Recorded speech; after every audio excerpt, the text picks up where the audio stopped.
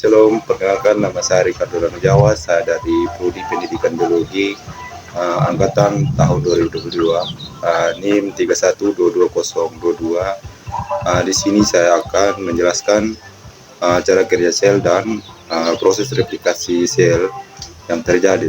Baik teman-teman, kita akan memulai pokok pembahasan kita, yaitu cara kerja sel dan proses replikasi sel yang terjadi. Itu proses replikasi sel, itu replikasi DNA. Itu proses di mana DNA menyalin dirinya sendiri. Untuk itu juga teman-teman kita perlu tahu mengapa DNA perlu menggandakan dirinya sendiri begitu. Nah, sebelum sel membelah saat mitosis, sel tersebut harus membuat salinan DNA aslinya begitu.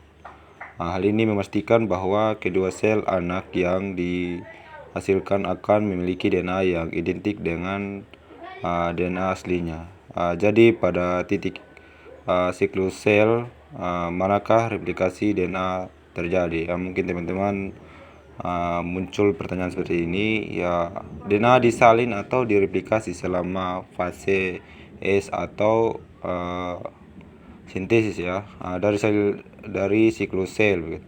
Cara yang baik untuk mengingatkan hal ini adalah bahwa ya seperti itu tadi ya, itu lambang S adalah singkatan dari sintesis yang artinya membuat. Untuk itu teman-teman, kita lihat bagaimana mereplikasi selama fase sintesis. Jika kita memperbesar inti atom, kita dapat melihat dua untai atau sisi molekul DNA terpilih menjadi satu dalam formasi helix ganda klasik. Kedua untaian tersebut dihubungkan oleh ikatan hidrogen antara basa nitrogennya. Langkah pertama, replikasi dimulai dengan enzim yang disebut DNA helikase. Akhiran ASE atau AC memberitahu kita bahwa helikase adalah suatu enzim. Helikase melepaskan dan kemudian memisahkan kedua sisi molekul DNA dengan memutus ikatan hidrogen antara basa nitrogennya. Setiap separuh DNA yang terpisah sekarang dapat berfungsi sebagai cetakan atau pola untuk pembuatan untai DNA baru. Pemisahan ini memaparkan semua basa nitrogen di kedua sisi DNA ke lingkungan di dalam nukleus, di mana terdapat nukleotida bebas. Jadi teman-teman, hal ini membawa kita pada langkah kedua dan dalam replikasi DNA, penciptaan dua untai DNA baru yang identik. Enzim yang membantu proses ini disebut DNA polimerase. Ia menambahkan nukleotida bebas yang tersedia di nukleus ke untaian tempat asli. Jadi DNA polimerase melakukan hal ini dengan menciptakan ikatan hidrogen baru antara basa nitrogen yang tersedia pada nukleotida bebas dan basa nitrogen pada kedua sisi molekul DNA asli.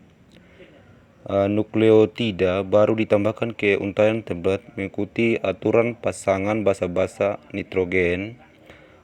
Kita juga dapat melihat bahwa dalam pendidikan kita ingat dalam DNA adenin selalu berikatan dengan timin.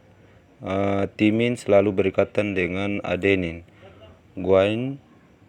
Guanin selalu berikatan dengan sitosin dan sitosin selalu berikatan dengan guanin. Jadi kita lihat dalam video ini nukleotida yang baru menempel ini membentuk bayangan cermin atau untai komplementer.